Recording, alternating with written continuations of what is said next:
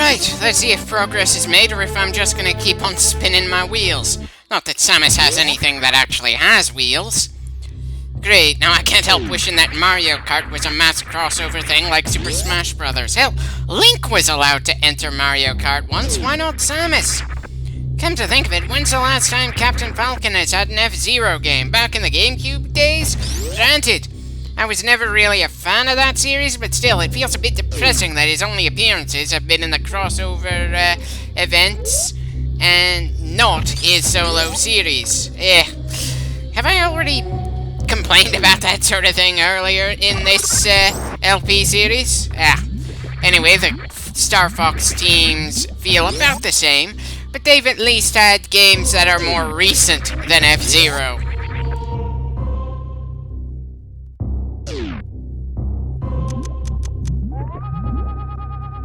Yeah, those spikes are still dangerous despite the fact that we're lava-proof. Though shouldn't the spikes be melting down there?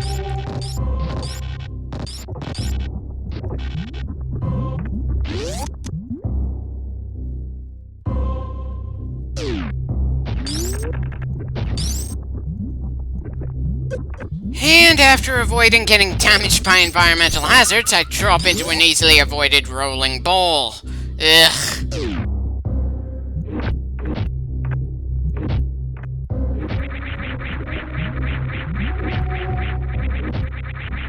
And there we go. That was actually so easy, I'm embarrassed we ran away the last time we tried to get through that door. Though considering the sheer number of times I've been embarrassed in this game and the other Metroids, I'm probably not blushing. I've just managed to humiliate myself far too often in these games. Anyway, now it's time to get ready to deal with Ridley.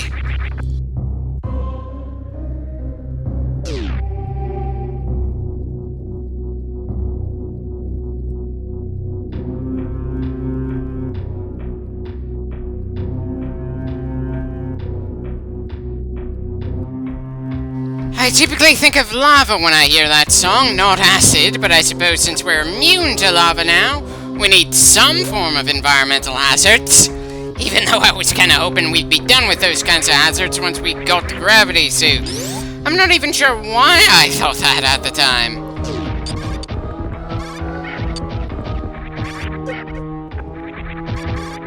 Yet another new type of pirate, and of course we probably don't have the means to kill them just yet, I swear.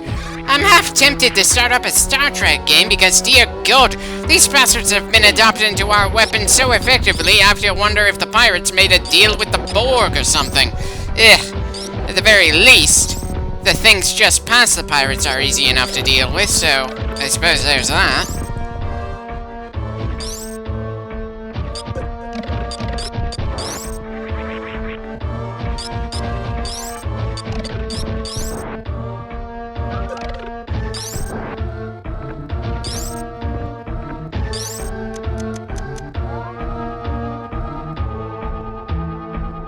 You're kidding me! Another damn room where the only way we can get from the bottom to the top is if we had come from the top in the first place. Ay. Considering people praise this game as being the most free roam in other Metroids in the franchise, I can't help finding it strange how I somehow feel more constrained in it than the more linear games.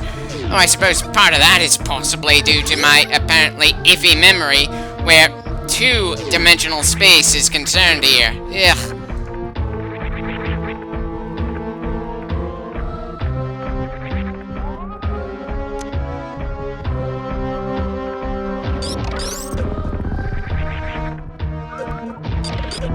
And I'm still making the same classic mistake of grabbing the health item while losing more health than we gained.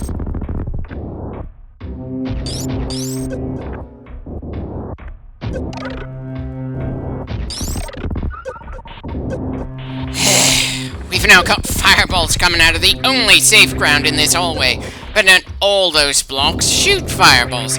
They're certainly doing a good job of wearing us down now that we're this far in. And confusing me.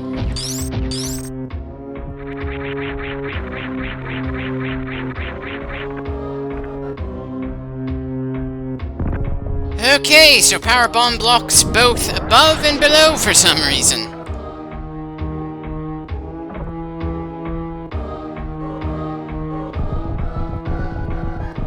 And once again, a Chozo statue decides to open the way for us.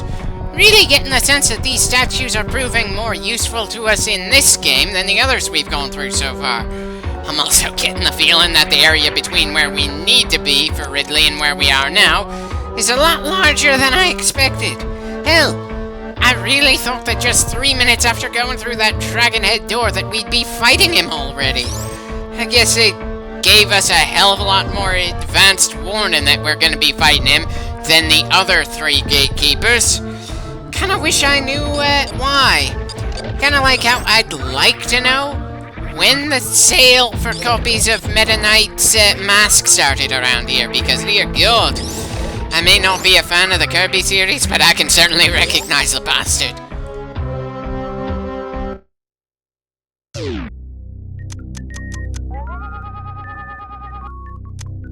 Well, at least I predicted that this upgrade isn't just another gimme, though the floor being so fragile isn't all that much of a barrier this far in.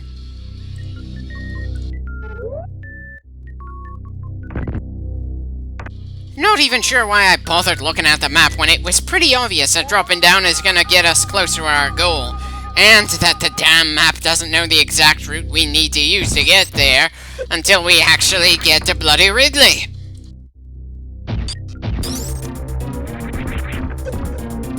Okay, so we've got another hostile Chozo statue to deal with? Didn't we already deal with a hostile statue boss earlier in this same game? Well, I don't remember exactly when we fought. I certainly remembered that it was done in a way that it felt like quite the surprise. It looked like it was just another statue that would hold an upgrade. Then it came to life and tried to kill us. It was a surprise because we thought it was essentially just another part of the terrain, whereas this one literally just dropped from above and turned into a boss the moment we entered this room. The biggest surprise is that it's a recolor of an earlier boss in the game that otherwise makes the bosses very distinct from one another. Missiles seem to have no effect on it, so we're mostly using the charge beam, which isn't all that much of a change considering the number of other bosses we've dealt with using the charge beam.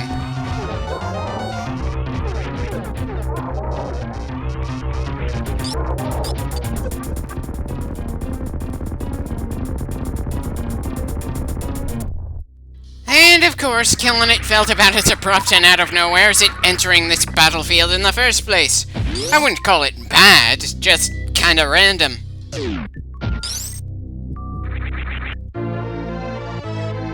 And we finally gotten the screw attack. How damn long have I been hoping to get that? Hell, I was starting to think we would gain it after fighting Ridley. Not before.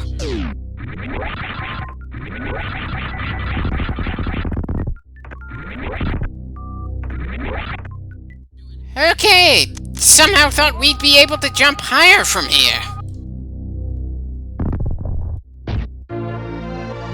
Again, don't think the super missile is going to be especially useful, especially considering how many enemies we've been running into lately that have been completely immune to missiles of any kind. Still, no harm in the extra ammo. I wonder what the percentage of the upgrades we have on this planet is by now. I damn well know it's not 100%, but still, after all the upgrades we've managed to find, I'm certainly hoping we'll have more than half of the overall number by the time we finish.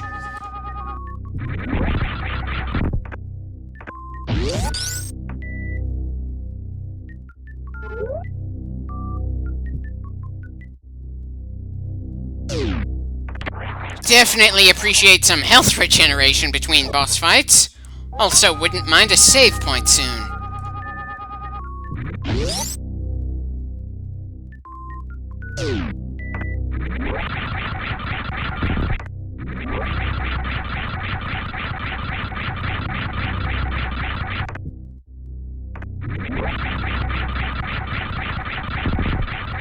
Not the smoothest trip up, but we've had longer.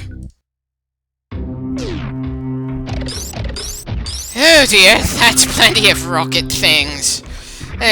Still, at least we've had some time to react to them.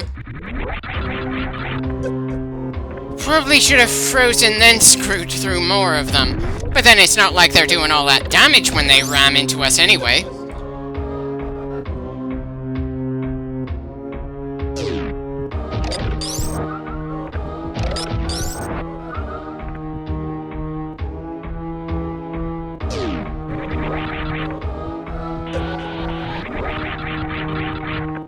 Why was I even surprised that the earthquake would bring more acid with it? I swear you'd think I'd know better by now. Sure, it might be a different take on something we've already dealt with before, but it's not wildly different from anything else we've handled.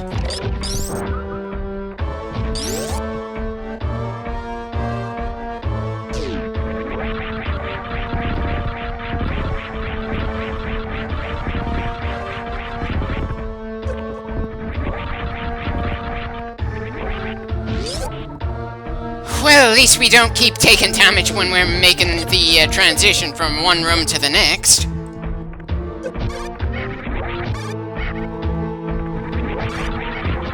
Well, at least now we have the means to destroy the yellow ones. Too bad we don't also have the means to destroy the heads on the wall.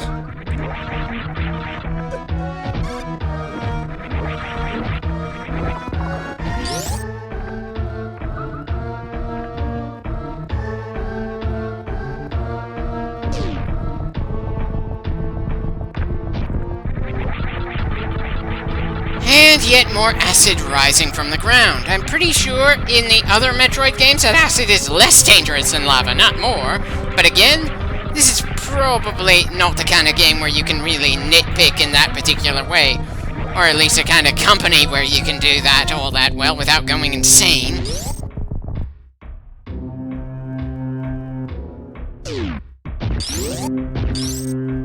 Okay, so we've got a lower area here. Just where are we?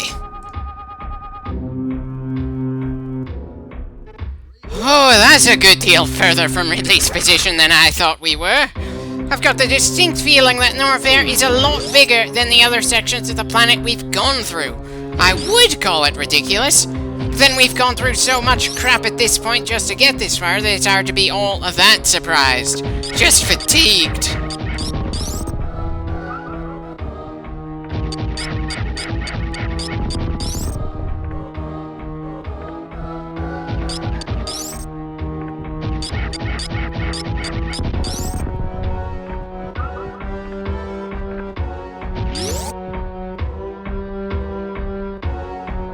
Well, I certainly appreciate the save point, though we can definitely squeeze in another recording session here.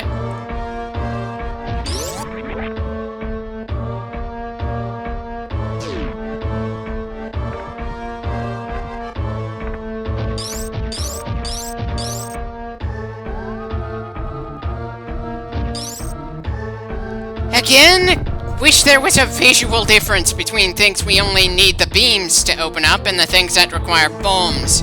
They've got little indicators for missiles and super missiles, not to mention speed boosted and power bombs, but not sure why they don't for regular bombs.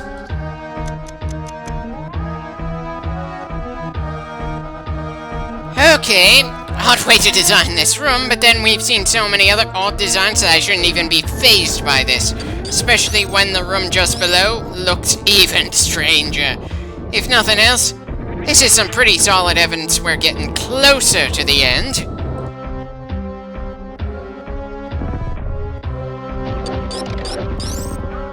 How the hell did I not get hurt by that thing?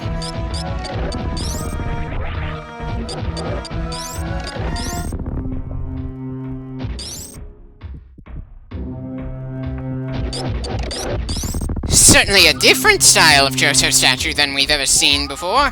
Probably an older style, kinda makes me wish Samus had an archaeologist to interact with here. But then part of me wishes that she had anyone to interact with. Hell, I'd even settle for petting a dog or flipping someone off. I know her being isolated is part of the point, but 4 games working with her, I think I'm justified in partially losing my mind here. Granted, each time, there have been differences, even between the fan remake and the official remake, which helped make each game feel like a unique experience. Despite the fact that we're on a familiar planet in a familiarly named location, it all feels rather distinct. The Norfair of Super Metroid is most definitely different from the Norfair of Zero Mission.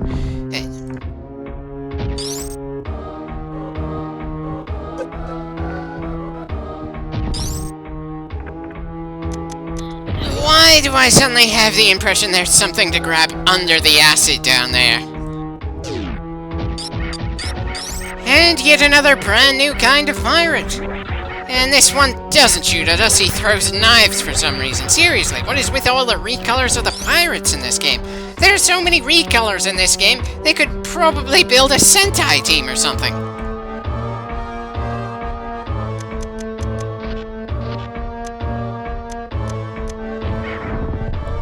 Right. Too much hope that a super missile to the back would do any kind of damage. Is it just me, or did they nerf the super missiles for Super Metroid?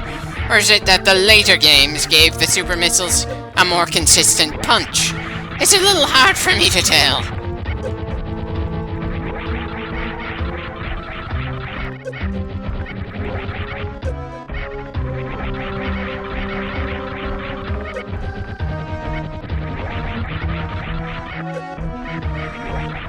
Okay, so they occasionally do a flying kick and shift colors for a bit to something I know we can kill with the screw attack.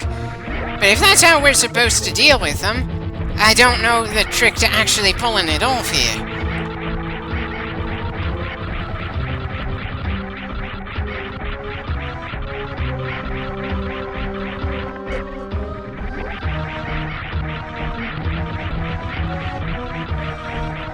What am I doing wrong here? Is it not the screw attack that takes down yellow pirates? Or are these pirates, different enough that the screw attack does nothing even when they're yellow?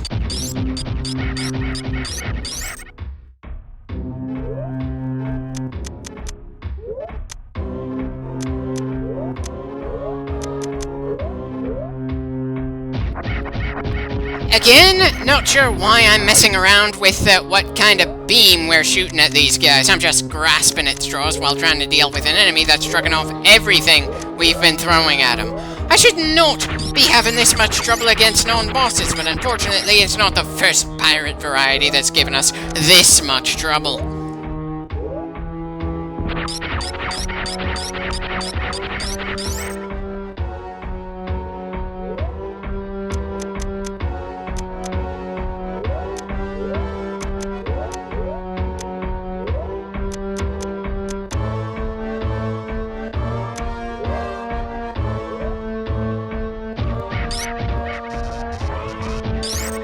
Charge beams don't do anything either. Ugh. I can excuse bosses being this absurdly durable or tricky to actually damage, but enemies that are not explicitly bosses? And if this pair of pirates is actually a boss encounter in mook clothing, make it more clear somehow.